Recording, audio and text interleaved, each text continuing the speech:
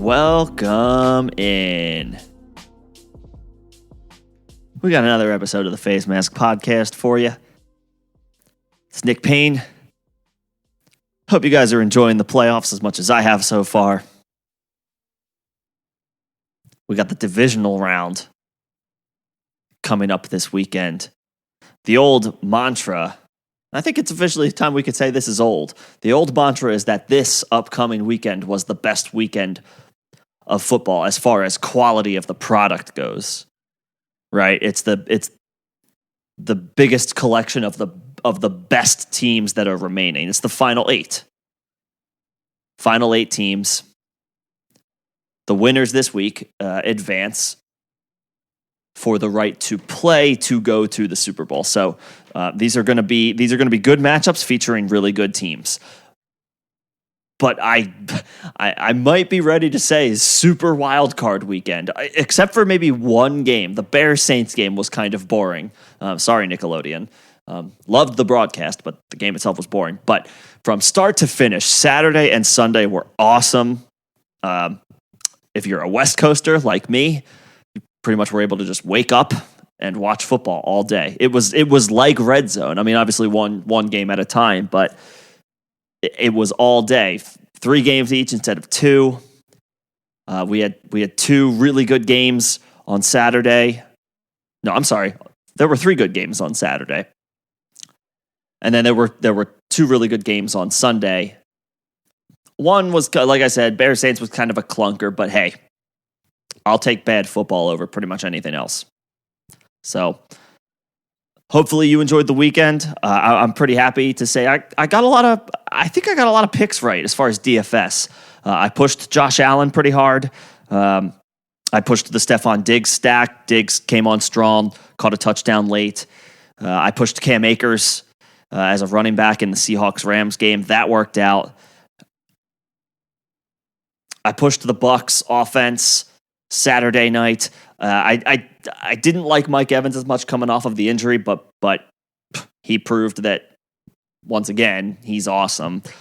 Battled through what looked like a nasty knee injury that he suffered in Week 17 and really came on strong in the second half against Washington. And then Sunday it just continued. I liked Lamar as the DFS quarterback on Sunday. Lamar Jackson came through, and away from the DFS conversation for a little bit, the Ravens with Lamar got their first playoff win. They exercised some demons against the Tennessee Titans. So good for the Ravens. Unfortunate the Titans are out. They're a good, fun team to watch, but this is what happens now.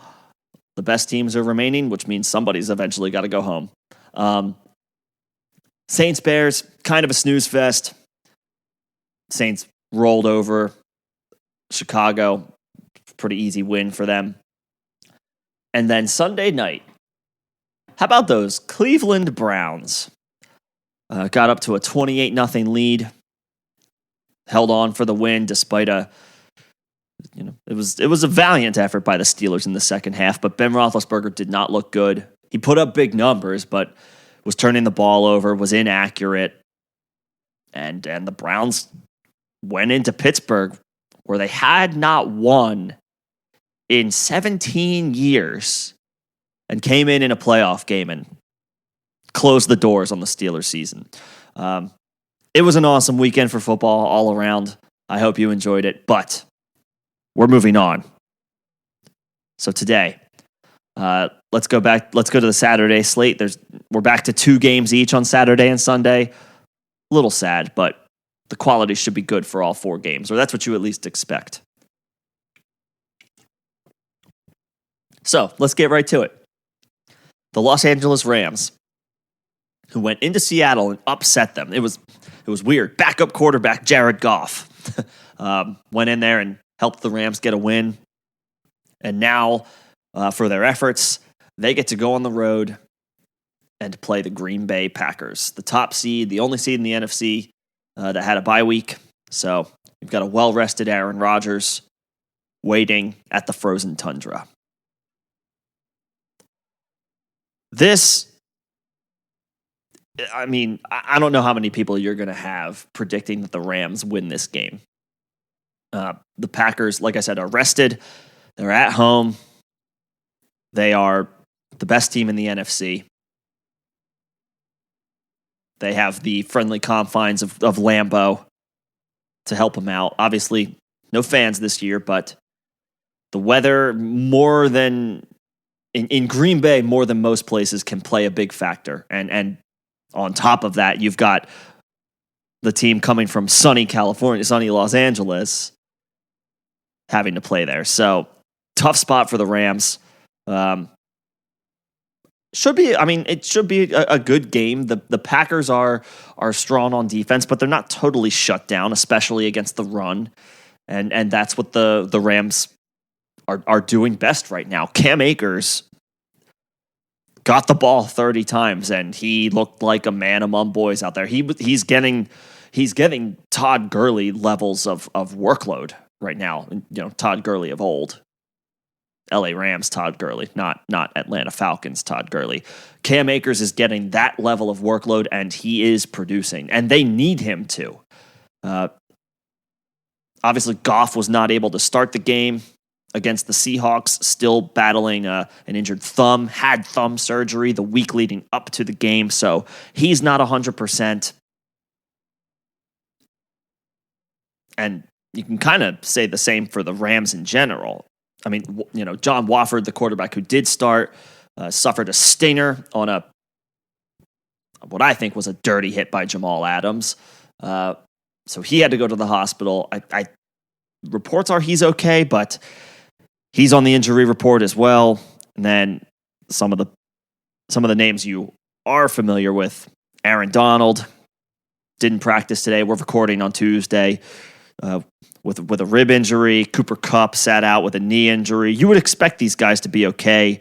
Andrew Whitworth, he's 37, 38 years old. He doesn't need to practice. I imagine a guy like that will be out there. But the Rams have some key injuries to some important names. So they are coming into this game a little bit banged up, but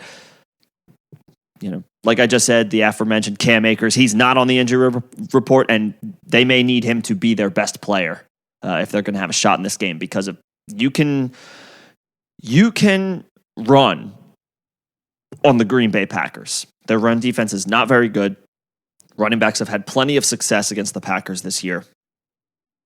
So I expect Cam Akers to have some success, and keep it locked here for later in the week for my DFS picks. You can bet Cam Akers' name is going to pop up. So they're going to need to run the ball. If Goff is still hobbled with the thumb, if it affects the way he throws, between that and the weather, could be a tough time for the passing game. The Packers have an excellent secondary with Jair Alexander and Kevin King at the corners, especially Alexander. He's an all-pro for a reason. So could be rough sledding for Robert Woods, Cooper Kupp, and the rest of the Rams pass catchers. On the flip side, for Green Bay, they got the bye week, but that doesn't necessarily mean that you're prone to injury. They suffered a bad one. Stud left tackle David Bakhtiari last week in practice. This is kind of old news now, but it's worth resurfacing it for the conversation. He's out for the playoffs, suffered a season-ending injury, will not return. Brutal loss for the Packers offense. That's Aaron Rodgers' blind side. He's the anchor of the offensive line. That's a tough loss for the Packers offense. They have the advantage at quarterback, which is the most important thing. The Packers defense can probably go blow for blow with the Rams defense. They have different They have different excellent skill players at different positions, but the Packers are not slouches on defense. That being said, the Bakhtiari injury, it's going to be interesting to see how they navigate that, because you're talking about one of the best left tackles in the NFL. That being said, I think you still expect the Packers to win this game. at home. Aaron Rodgers has had an MVP season. Davante Adams has had a offensive player of the year type of season with the number of touchdowns he scored, even missing a couple of games, still led the league in all types of receiving categories. Now he sees Jalen Ramsey. He's going to see Ramsey this week, so that's a tough matchup, but I know I've said this before on this show multiple times. Davante Adams averages a touchdown at home for his career. He's the most difficult matchup at the wide receiver position in football right now. And then you have Aaron Jones. For fantasy purposes, finished the season as the RB5. Just rock solid, steady production. He had a couple of boom weeks, but for the most part, he was just rock solid, and I expect him to continue to be. And when it gets cold, as much as I'm not really a proponent of running the football, you know that NFL teams are more likely to want to run the ball in cold weather. That is when running backs tend to see an increase in usage and efficiency, because it's hard to play in the cold. It's hard to tackle players in the cold. Your muscles tense up, tighten up. It makes it difficult. Even professionals, even star players in the NFL, it is a factor.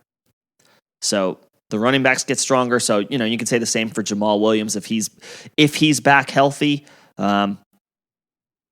He's not on the Packers injury report. The Packers and Rams both put out an injury report today on Tuesday because they play on Saturday. So this is sort of like the Wednesday injury report during the season. So Jamal Williams not on the injury report. He should be back. So again, strong for the Packers running game when they're going to want to rely on it.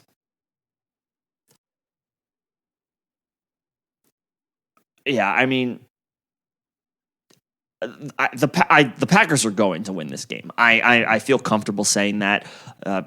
Kudos to the Rams for beating the Seahawks. Again, I actually said I was smelling an upset in this game when we were breaking these slates down last week. I was smelling an upset for the Rams. I was not liking what I had seen from the Seahawks to end the season over the past month, and that proved to be true. But I think their run, the Rams' ends in Green Bay. Aaron Rodgers, like I said, is the front runner to win the MVP. Coming off a bye. And, Aaron Rodgers is now, he's 37 years old. He's closer to the end than he is to the beginning. These opportunities in the playoffs are going to mean more to veteran guys who know what it takes to win and how difficult it is to win, like Aaron Rodgers. I think they lean on that a little bit, and I think they beat the Rams on Saturday. I think we will see the Packers advance to and host the NFC Championship game. So there's definitely going to be guys I like on the Packers for DFS this week. We'll get to that later in the week when the time comes. Moving on. There's one more game I want to get to on Saturday. Should be a fun one. And that's kind of it's a matchup that you maybe weren't expecting going into Wild Card Weekend. The Baltimore Ravens. I think there were a lot of people that, Lamar Jackson hasn't won a playoff game, even though he's literally only been in the league for 3 years. Baltimore Ravens, they're going to go on the road to play the 2 seed in the AFC, the Buffalo Bills. This game might be awesome. You're talking about 2 electric offenses, 2 dynamic quarterbacks, both very different skill sets, but both very good at what they do. I wasn't sure I wasn't ready to say that the Ravens were definitely going to, exercise those demons and beat the Titans, but you had to figure they had revenge on their mind going into this game, and did they ever. Now comes the true test. The Ravens are going to go up to Buffalo. It could be cold, just like Green Bay. It could be cold in Buffalo, especially the game. It's a night game, so if it snows, I know this to be true. Lamar Jackson has said it himself. He's never played in a snow game before. He's played in cold weather, but he's never played in the snow. It might snow in Buffalo Saturday night. So that would be an interesting and awesome angle to that game. For the Ravens, again, like the Packers, the Bills' defense is susceptible to the run game, and so that obviously plays to the strength of the Ravens' offense. Outside of Lamar running around and doing his thing, scoring 50-yard touchdowns on the ground because nobody can catch him, J.K. Dobbins and Gus Edwards are a great NFL 1-2 punch in the backfield.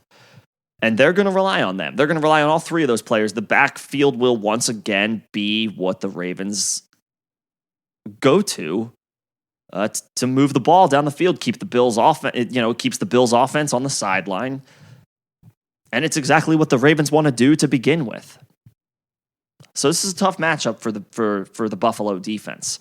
They're definitely going to have to shore things up because they beat the Colts in what was a great game, but Jonathan Taylor and Nyheim Hines had solid amount of success on the ground. So Bills got to figure out a way to tighten that up. They may not throw the ball a lot, and especially again if it's cold, might be tough. So Hollywood Brown, Mark Andrews, the Ravens pass catchers. I'm not going to say it's a completely quiet game for them, but the volume is not really there in the Ravens passing attack. I wouldn't be surprised if they even more than usual leaned on their run game. So this game could go quickly if they're running it efficiently. That clock's just going to keep rolling. So that's going to be that's the matchup within the matchup. Can the Bills stop or at least slow down the Ravens' elite rushing attack, which the Ravens will certainly try to use to their advantage Saturday night. For Buffalo, man, is Josh Allen the most fun quarterback to watch right now, or what? You can argue who's playing the best right now, or who's the hottest right now, or who's got the chemistry, what team or what unit as a whole looks to be the most in sync. Regardless of all that, Josh Allen, I would say most fun quarterback, maybe offensive player right now. It's him. It's Allen. He makes so many plays on a game-to-game basis that just it makes your mouth drop. It's like, how did he do that? Now, he gets a tough test. He had a tough test last week against Indianapolis. He gets another one against Baltimore. Baltimore's defense, as usual, as always, is elite. They're good at every level. And they did it again this year, the Ravens. They drafted Patrick Queen in the first round from LSU. Kid looks like a player. So,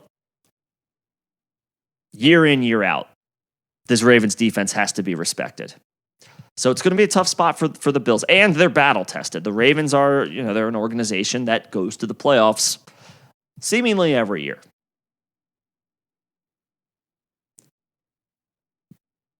So they know how to win. So this is a tough matchup for the Bills and the Bills passing offense, but it might not matter who the Bills play right now. They are clicking. Stephon Diggs continues to look like a top 3 receiver in the NFL. Gabriel Davis, who I liked as a flyer, let the record show. All you have to do is go ahead and go back to last week, listen to the audio. I said plug in Gabe Davis as an interesting streamer in your DFS lineups, and he came through with some excellent multiple toe tapping catches. So I don't know what got into that guy, but he knows how to toe tap. There was some artistry by Gabe Davis last Saturday. So he'll be involved. Obviously, Cole Beasley, John Brown. John Brown actually didn't have a catch in that game, but I would expect that changes. I would expect that changes on Saturday. They're going to have to involve everybody in the passing attack because Unfortunately for the Bills, they lost Zach Moss for the remainder of the playoffs to an injury. So it's going to be Devin Singletary. And they signed Devontae Freeman to their practice squad. I imagine because they did that, they will call him up and have him play in the game. But you got to figure Singletary is going to get the Lions' share of snaps and touches out of the backfield. And this might be a game where we see Allen run even more than we usually do. He runs plenty, but he might run even more in this game when the situation calls for it. But that being said, I think they, maybe to counter the loss of Zach Moss, they may just, again, I've said this multiple times, they throw it at the second highest rate in the NFL, the Bills do. They could just throw it 60 times in this game. That would not surprise me. Winning, trailing, neutral game script, it doesn't matter. The Bills like to throw. The Bills are creative throwing the ball. They are going to continue to do so, even in a tough matchup against the Ravens. It's how their offense goes, operates, clicks, moves up and down the field, whatever idiom you want to use. The Bills move the ball through the air. And I think regardless of matchup, they are going to continue to do that. So the loss of Moss hurts for sure, but they have Devin Singletary. Hasn't been great this year, but you have to mix in the run here and there at some point just to keep the defense honest. So Singletary will see some touches. I expect Allen to run. Maybe this is a game where they get Isaiah McKenzie involved a little bit more with some trickery. They did not do that, the Bills, on Saturday. Maybe that's something we see in the divisional round. It's an intricate, in-depth offense. They use a lot of misdirection. They use a lot of pre-snap motion. So they're going to do everything they can to keep the Ravens defense on their toes. And at this point, I have a hard time. I don't care what defense it is. I have a hard time believing the Bills can't have success on offense. I'm not ready to declare who I think will win the game yet because I just think it's going to be a really good game. I think we're in for a treat Saturday night. I guess I would lean the Bills, but the Ravens are hot right now. And now that, see, the thing with both of these teams, they both lost their first playoff game last year. And they got, I would think the Ravens and the Bills got the jitters out last week. So now they're just playing football. I would think and hope both of these teams are just playing loose. It could make for an awesome matchup. So the Bills will do it through the air, which is why I will likely suggest get the Bills passing attack in your DFS lineups, and the Ravens, they do it on the ground. So J.K. Dobbins, the choice will be, do we want, as far as DFS goes, do we want Aaron Rodgers on Saturday? Well, if you're doing the whole weekend, do you want Aaron Rodgers on Saturday, or do you have to pick between Lamar and Josh Allen on Sunday? But if you're just doing the daily lineups, that Lamar versus Josh Allen argument, that's going to be an interesting one. So make sure to keep it here for that. It should be a really strong Saturday. I'll be back also with the Sunday breakdown. We'll take a look at the Browns going to play the Chiefs, and then the Old Head Bowl, which might be the most exciting matchup of the weekend. Tom Brady and the Bucs. It's round 3, going to the Superdome to play Drew Brees and the Saints. Can't wait for that one. That one's going to be a lot of fun. I think this whole weekend is going to be fun. Two fewer games, but we're left with the 8 best teams in the NFL. So it's going to be a lot of fun. And of course, keep it here. We will officially lock in our DFS suggestions for the weekend. And hopefully it's a great week of football. And it should be. Because all that's left is the best of the best. So, thanks for tuning in. I'll be back with my Sunday breakdown and then eventually those DFS picks.